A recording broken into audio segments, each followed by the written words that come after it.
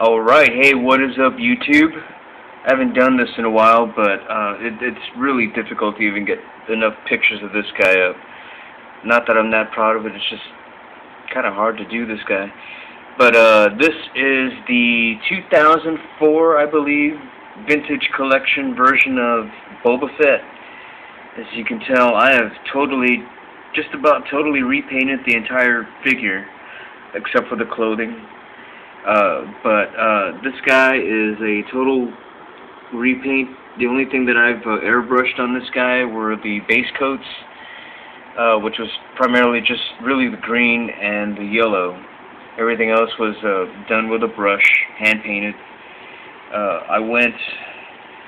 This was, I guess, originally an Empire Strikes Back version of Boba Fett, but what I've done is, since I went ahead and repainted, I'm still adding the final touches to this. Like, I still need to finish these gauntlets here. I need to paint the details on his gloves. But the belts are just about done. The chest piece, the helmet are all done. I need to fix this little sensor scope thing that goes right in there. I need to get a piece of brass and reattach the head on there. Otherwise, I mean, it was just a little piece of rubbery plastic that was already bent. But there's a shot of the chest plate again. I still have a couple of decals to apply onto this guy. I've already set up the little wacky logo that goes right here on his chest, and I've also reset another one of those Mandalorian skulls that's supposed to go on that spot right there. But again, back to the gauntlets. These were originally supposed to be the same color as the chest piece and green of the helmet, but since I painted the jetpack differently, I went ahead and did the Return of the Jedi colored gauntlets. I know a lot of the rivet counters and nitpickers out there are going to be very specific, because I went and painted the backpack this way. Again, still a couple of more touches that I need to add here and there. I need to add a darker exhaust plume ring right there on this little gray piece right here. I had to whittle the tip of the jetpack down. As you can tell, I am not a very good whittler. But it was a rounded edge, so just to fix that, I just kind of took the edges down. But there is the backpack. This was really hard to get different pictures of because of all the different little surface finishes that I have on here. But, whoa, yeah, and another thing, I have not glued his head back on.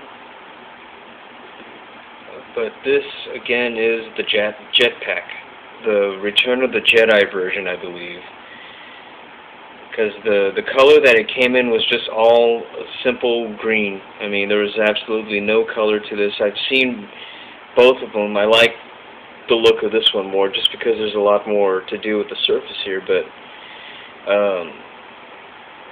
that, again, is the version of the jetpack that I'm going with here for this figure.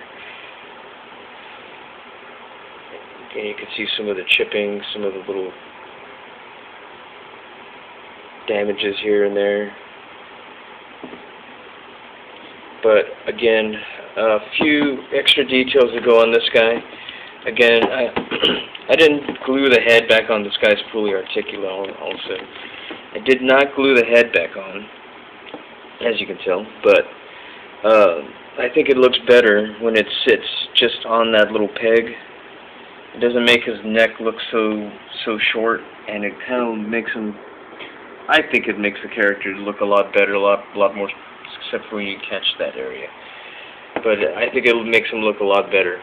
I still need to move this chest piece down a little bit further. I'm going to glue it down in place, just so that it doesn't move and it doesn't lift off the chest piece, or actually off the chest itself. The underneath, I had to, well, I can't do this. Underneath, I had to remove that Velcro strap to get this chest piece to lay flat on his chest and not be a little bulged out. But aside from that, I would say that this is probably the best 12-inch figure that Hasbro didn't put out. I mean, excuse me, that Hasbro did put out. I think it might have been one of the last ones before they decided to just go with the let Sideshow replicas handle all of the figure arrangements. But anyway, again, let me try to get a shot of the belts.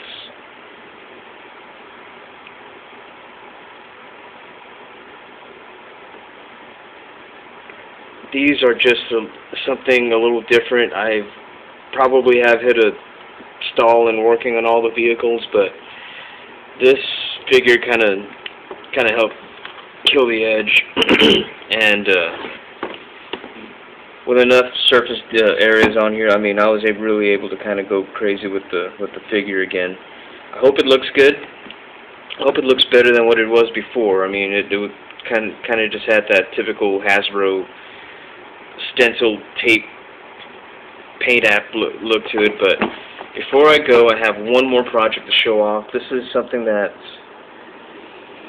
not those, but this is something that is going out to a friend, Zippity Doodah on Facebook, Tojo Yamamoto here on YouTube. But this guy has one of the most amazing. Oh, it is bending in there. This guy has one of the most amazing Hoth Dioramas that I've ever seen. I don't know how he got away with doing it in the house, but it is giant, it is big, and I had this sitting in the house. This is an Action Fleet. Oh, it's not going to sit right. This is an Action Fleet Snowspeeder from Galoob. I think Hasbro has the license now, but again, I just had it sitting out in the garage for the longest time, not really doing anything with it. I plan to repaint it, but it's probably just going to sit on a shelf in the garage after I'm done with it. So I figured I would probably try to send this out to Zippity Doodah, if that's your real name. But again, some of the paint details I thought came out pretty good for being such a small scale. There is no harpoon then. I don't know what happened to it, but it is long gone, along with the landing gear. That is, again, gone. I don't know where it went, but it is no longer in my possession where I can find it. I don't even know if I can really get in on this, but some of the fun in this was getting all of the little metal highlights, all of the little chipped edges. No, it's not going to show up well here.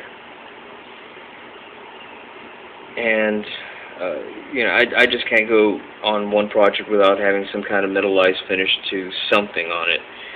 So there's some. I'll try to get a better shot of all of this, but I don't think it's going to happen. It's a little too small.